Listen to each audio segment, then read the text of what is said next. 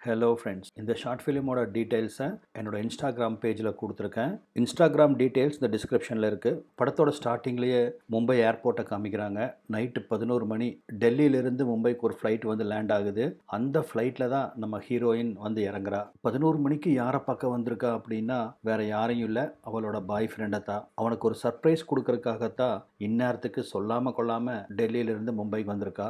ஆட்டோவும் ஏறிட்டா. ஆனால் அவள் boy friend எங்கே இருக்காங்கிறது தெரியல. அவனுக்கு ஃபோன் பண்றான். இவன் மும்பை வந்திருக்கிறத தெரிஞ்ச உடனே அவ பாய் ஃப்ரெண்டு அங்க குதியோ குதின்னு குதிக்கிறான். யாரை கேட்டு நீ வந்த, எதுக்காக சொல்லாம வந்தேன்னு எரிஞ்சொழுகிறான். அதுக்கு இவளும் ஈவினிங் பேசும்போது தான் நான் உன்னை ரொம்ப மிஸ் பண்றேன்னு சொன்னையே, அதனால தான் எங்க வீட்டுக்கு கூட சொல்லாம கொள்ளாம ஃப்ரெண்டு வீட்டுக்கு போறேன்னு பொய் சொல்லிட்டு உன்னை பார்க்க வந்திருக்கேன். அதுக்கு ஏன் என் மேல இவ்வளவு கோவப்படுற அப்படின்னு கெஞ்சுறா. ஆனா அவனுக்கோ இவளை மீட் பண்றதுல கொஞ்சம் கூட இன்ட்ரெஸ்ட் இல்லை போல் இருக்கு. தன்னை தேடி வந்திருக்காளே அப்படிங்கிற கட்டசிங் கூட இல்லாம என்கிட்ட சொல்லியிருக்கணும் அப்படின்னு பேசினதவே பேசிட்டு இருக்கான். இங்கே ஆட்டோ டிரைவரா அவன் நிலைமையா புரிஞ்சுக்காம, மேடம் எந்த டைரக்ஷனில் போகணும் அப்படின்னு கேட்க, கொஞ்சம் பொறுங்கண்ணா, நான் தான் அவர்கிட்ட பேசிட்டு இருக்கேன்ல, சொல்கிறேன் நீங்கள் போயிட்டே இருங்க அப்படிங்கிறா.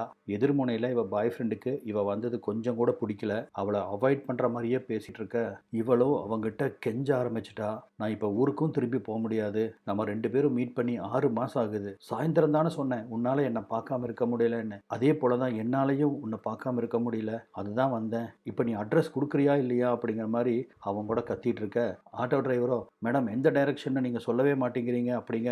யோ கொஞ்சம் புரியா, என் வாழ்க்கையே எந்த டைரக்ஷனில் போகுதுன்னு எனக்கு தெரியல, இதில் உனக்கு எங்கே போய் நான் டைரக்ஷன் சொல்லுவேன் அப்படின்னு சொல்ல, திரும்ப திரும்ப அந்த ஆட்டோ டிரைவர் எங்கே போகணும்னு கேட்க, ஒன்று பண்ணு அப்படி ஓரமாக நிறுத்து, நான் இறங்கிக்கிறேன் அப்படின்னு சொல்லவும் அவனும் ஆட்டோவை ஓரமாக நிறுத்துறான். இவளும் ஆட்டோவை விட்டு இறங்கி அவள் சூட்கேஸை மறக்காமல் எடுத்துக்கிறா. ஆனால் அவள் மறந்தது என்னன்னு பார்த்தீங்கன்னா அவளோட ஹேண்ட்பேக்கை. அவள் ஹேண்ட்பேக்குள்ளே தான் பணம், சார்ஜர்னு எல்லாமே இருக்குது. ஆட்டோ கொஞ்சம் தூரம் நகர்ந்து போனதுக்கப்புறம் தான் தன்னோட ஹேண்ட்பேக்கை ஆட்டோவில் விட்டுட்டான்னு தெரியுது. ஆட்டோன்னு கத்திட்டு பின்னாடி ஓர ட்ரை பண்ணுறா. பட் அதுக்குள்ளே ஆட்டோ அங்கேருந்து கிளம்பி போயாச்சு. இப்போ பேசிகிட்டு இருக்கிற ஃபோன்லேயும் பேட்ரி டவுன் ஆகி டெட் ஆகி போச்சு. இந்த அர்த்த ராத்திரியில் அறிமுகமே இல்லாத வேற ஒரு சிட்டியில் பயந்து போய் அங்கே இங்கேன்னு பேந்த முழிக்கிறா. நெஞ்செல்லாம் படபடன்னு வருது. இப்போ நான் என்ன பண்ணுவேன், பேட்டரியும் டெட்டு, திரும்பி போகிறதுக்கு டிக்கெட் எடுக்கிறதுக்கு கூட கையில் காசு இல்லை, என்ன பண்ணுறது அப்படின்னு ரொம்ப பயத்தோட அங்கேயும் இங்கேயும் பார்த்துட்டு நின்றுட்டு இருக்க, அந்த ரோடே வெறிச்சோடி போய் கிடக்குது. ஆள் நடமாட்டமே இல்லை. அந்த சமயத்தில் தான் ஒரு கார் அவள் பக்கத்தில் வந்து நிற்க, காருக்குள்ளேருந்து அவன் எட்டி பார்க்குறான். மேடம் எல்லாம் ஓகேவா, ஒன்றும் பிரச்சனை இல்லையே, ஏன் இந்நேரத்துக்கு இங்கே நின்றுட்டு இருக்கீங்க அப்படின்னு கேட்கவும், அவனை பார்த்த உடனே பயந்து போன இவளும் அங்கிருந்து நகர்ந்து போறா. ஆனால் அவனும் இவளை தொடர்ந்து வந்து, மேடம் என்னாச்சு, என்ன பிரச்சனையாக இருந்தாலும் சொல்லுங்க, நான் ஹெல்ப் பண்ணுறேன் அப்படின்னு சொல்லவும், அவன் ஏதோ திருட்டு பையன் அப்படிங்கிற ரேஞ்சில் யோசிச்ச எவளும், உன் ஹெல்ப் எனக்கு எதுவும் தேவையில்லை, மரியாதையாக உன் வேலையை பார்த்துட்டு போயிரு அப்படின்னு அவள் பாய் ஃப்ரெண்டு மேலே இருக்கிற கோவத்தையெல்லாம் இவங்கிட்ட காமிக்கிறா. மேடம் இந்நேரத்தில் தனியாக இந்த இடத்துல சுற்றிட்டு இருக்கிறது சேஃப் இல்லை, நைட்டு 11 மணி ஆயிடுச்சு, எங்கே போகணும்னு சொல்லுங்கள், உங்களை அங்கே கொண்டு போய் ட்ராப் பண்ணிடுறேன், நீங்கள் நினைக்கிற மாதிரி தப்பான ஆள் நான் இல்லை அப்படின்னு சொல்லவும், இதுக்கு மேலே நான் டார்ச்சர் பண்ணி நான் போலீஸ்க்கு ஃபோன் பண்ணுவேன் அப்படின்னு பேட்டரி இல்லாத ஃபோனில் போலீஸுக்கு ஃபோன் பண்ணுற மாதிரி மிரட்டவும், ஓகே உங்கள் இஷ்டம் அப்படின்னு சொல்லிட்டு அவன் பாட்டுக்கு காரில் அங்கேருந்து போயிடுறான். ஆனால் மிரரில் அவள் பதட்டமாக நின்றுட்டு இருக்கிறத இவன் கவனிக்க தவறல. ஐயோ என்ன பண்ணுறது, தனியாக வந்து மாட்டிட்டனே அப்படின்னு இவ புலம்பிட்டு இருக்கிற சமயத்தில் பக்கத்து ரோட்லேருந்து 2 பேர் வரானுங்க. அவனுங்களை பார்த்தாலே பயமாக இருக்கு. மேடம் அப்படின்னு ஒருத்தன் கூப்பிடவும் திரும்பியும் கூட பார்க்காம பயத்தோட சூட்கேஸ் இழுத்துட்டு இவ ஓட ஆரம்பிக்கிறா. அவனுங்களும் விட்டப்பாடு இல்லை. மேடம் நில்லுங்கன்னு சொல்லிட்டே இவளை துரத்திட்டு வர, வேகமாக ஓடி வந்தவ ஒரு கட்டத்தில் யாரோ மேலே போய் மோதி நிற்கிறா. அது வேற யாரும் இல்லை, அந்த காரில் அப்பளை ஹெல்ப் வேணுமான்னு கேட்டான் இல்லையா, அவன் தான். இவ பிரச்சனையா தெரிஞ்சுதான் காரை அங்கே நிறுத்திட்டு இறங்கி வந்திருப்பா. அவங்க 2 பேரும் என்ன துரத்துறாங்க அப்படின்னு அவங்ககிட்ட இவ சொல்லவும், அதுக்குள்ள அந்த 2 பேரும் பக்கத்தில் வந்துடுறானுங்க. மேடம் உங்கள் ஃபோனை கீழே போட்டுட்டீங்க, அதை கொடுத்துட்டு போகலான்னு வந்தோம் அப்படின்னு பதட்டத்தில் அவள் கீழே போட்டு ஓடி வந்திருப்பா. அந்த ஃபோனை எடுத்து அவன் கொடுத்துட்டு போக, அவனும் ரொம்ப நன்றிங்க பிரதர் அப்படிங்கிறான். இவளுக்கு மூஞ்சியே ஒரு மாதிரியா போச்சு. இவ்வளோ நல்லவங்கள போய் தப்பாக நினச்சிட்டமேன்னு. என்னது இது, ஆரம்பிச்சதுலேருந்து அவன் இவன் மட்டும் சொல்கிறேன் அப்படின்னு நீங்கள் யோசிப்பீங்க. அதுக்கு ஒரு ரீசன் இருக்கு, அது என்னங்கிறது கிளைமேக்ஸில் தெரியும். இப்போ அவன் காருக்குள்ளே இவளை கூப்பிட்டுட்டு கிளம்புறான். நீங்கள் எங்கே போகணும் அப்படின்னு கேட்குறான். அதுக்கு இவகிட்ட பதில் இல்லை. ஸோ உங்கள் பாய் ஃப்ரெண்டு எங்கே இருக்காருன்னு தெரியாது, அவரை நம்பி வீட்டில் போய் சொல்லிட்டு வந்துட்டீங்க. இப்போ உங்கள் ஃபோன் டெட் ஆகிடுச்சு, அவரை கான்டாக்டும் பண்ண முடியாது. ஒன்றும் பிரச்சனை இல்லை, என்னோட ஃபோனில் இருந்து கூப்பிடுங்க, இந்தாங்க அப்படின்னு அவன் ஃபோனை எடுத்து நீட்டுறான். இவளும் தயங்குறா. ஏன் தயங்குறீங்க, ஃபோன் பண்ணுங்க அப்படின்னு சொல்லும்போது தான், எனக்கு அவன் நம்பர் தெரியாதே அப்படிங்கிறா. நம்பர் தெரியாமையே காதல். பரவாயில்ல அப்படின்னு சொல்லி சிரிச்சுட்டு எங்கே போகிறதுன்னு தெரியாமல் இவன் பாட்டுக்கு காரை டிரைவ் பண்ண ஆரம்பிக்கிறான். அப்போ தான் இவளும் என் பாய் ஃப்ரெண்டு என்னை சீட் பண்ணுறான்னு நினைக்கிறேன் அப்படின்னு சொல்கிறா. அந்த சமயத்தில் அவனுக்கு ஒரு ஃபோன் வருது. ஃபோன் பண்ணுறவங்களோட பேரை பேபின்னு போட்டிருக்கான். ஸோ அவனோட காதலியாக இருக்கலாம். ஆனால் ஃபோனை பார்த்தவன் ஃபோனை எடுக்காமல் அதை மியூட் பண்ணி விட்டுறான். வெல்கம் டு த கிளப் அப்படிங்கிறா. இவளும் புரியாமல் என்ன கிளப்பு அப்படின்னு கேட்கவும் காதலில் வஞ்சிக்கப்பட்டோர் கிளப்பு அப்படிங்கிறான். அவளும் ஒன்றும் புரியாமல் இவனவே பார்க்குறா. ஆனால் ஒன்றும் கேட்டுக்கல. இப்போ 2 பேரும் அங்கே இருக்கிற ஒரு பீச் ஓரமாக போய் உட்கார்றாங்க. இவளும் இவனோட ஃபோனை வாங்கி அவள் பாய் ஃப்ரெண்டுக்கு கூப்பிட்டு பார்க்குறா. அந்த ஃபோனுக்கும் அவன் ரெஸ்பாண்ட் பண்ண மாதிரி தெரியல. நடந்தது எல்லாம் மெசேஜ் அனுப்புகிறான். இந்த மெசேஜுக்காவது அவன் ரிப்ளை பண்ணுவான் அப்படிங்கிற நம்பிக்கையில் இவன் கூட அந்த பீச்சில் உட்காந்துருக்கா.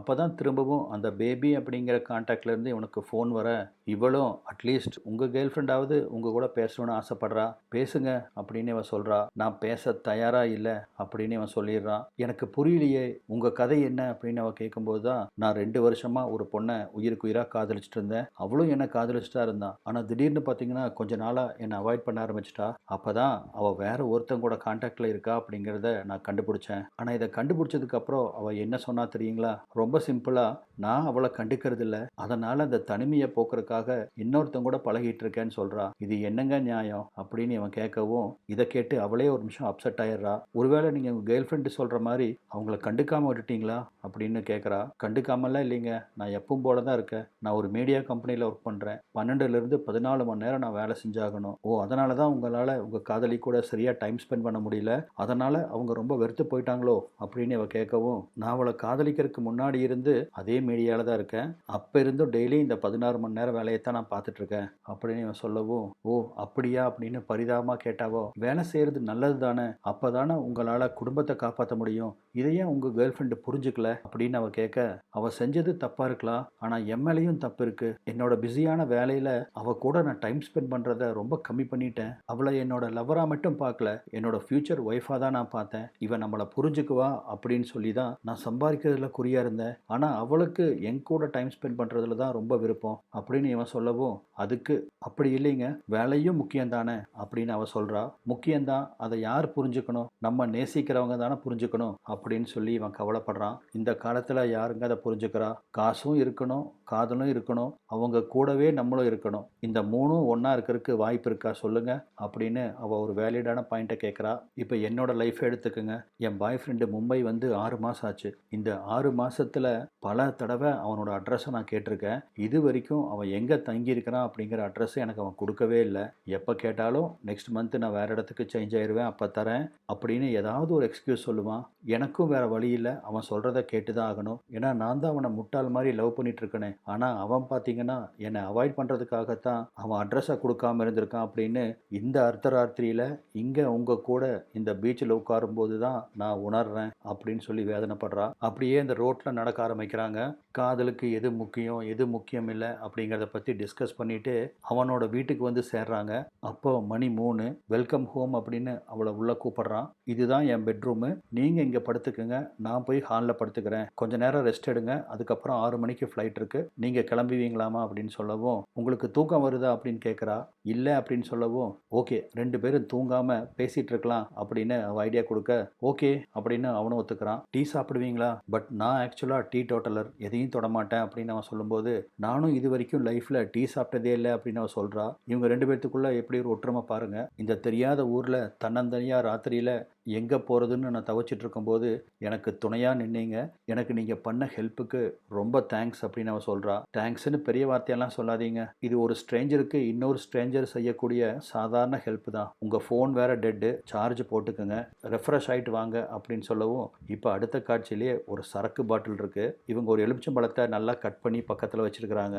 2 பேரும் அந்த பாட்டிலவே பார்த்துட்டு இருக்க அப்போ தான் அவள் கேட்குறா, நீங்கள் டீ டோட்டலர்னு சொல்கிறீங்க, அப்புறம் சரக்கு பாட்டில் எப்படி? டீ டோட்டலர்னா சரக்கும் கூட அடிக்க மாட்டாங்கன்னு தான் அர்த்தம் அப்படின்னு அவன் சொல்லவும் வேலிடான பாயிண்ட் தான். ஐயோ, நான் உண்மையிலேயே டீ டோட்டலர் தான், இது என் ஃப்ரெண்டு வாங்கிட்டு வந்து வச்சது, அவன் அப்பப்போ என் ரூமுக்கு வரும்போது சரக்கு அடித்து படுத்துக்குவான், பட் நான் இது வரைக்கும் தொட்டதில்லைங்க, ப்ராமிஸ் அப்படின்னு சொல்கிறான். சரி, இன்னைக்கு 2 பேரும் இதை டெஸ்ட் பண்ணி பார்த்துடலாம் அப்படின்னு அவ சொல்ல கண்டிப்பாக பார்க்கலாம் அப்படின்னு சொல்லிட்டு ஆளுக்கு ஒரு கல்ப் அடிக்கிறாங்க.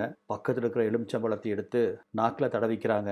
அதுக்கப்புறம் அடுத்த கல்ப்பு. இப்படி 2 பேரும் அந்த சரக்கு அடிச்சுட்டு அவன் ரூமுக்குள்ளே பயங்கரமாக டான்ஸ் ஆட ஆரம்பிக்கிறாங்க. 2 2 பேத்துக்குள்ள ஒரே சிரிப்பு தான், ஒரே என்ஜாய்மெண்ட் தான். பொத்துன்னு பெட்ல ஆளுக்கு ஒரு திசையில விழுந்து முகத்தோட முகம் பக்கத்துல பார்த்துக்கிறாங்க. சரி அடுத்தது கிஸ் தான் அப்படிங்கிற ஸ்டேஜுக்கு போற வரைக்கும் 2 பேரும் ரொம்ப க்ளோஸா வந்துட்டு சட்டுன்னு அவன் எந்திரிச்சு உட்காந்துக்கிறான். இன்னும் என் பாய் ஃப்ரெண்டு கிட்ட இருந்து மெசேஜ் எதுவும் வரலையா அப்படின்னு கேட்குறா.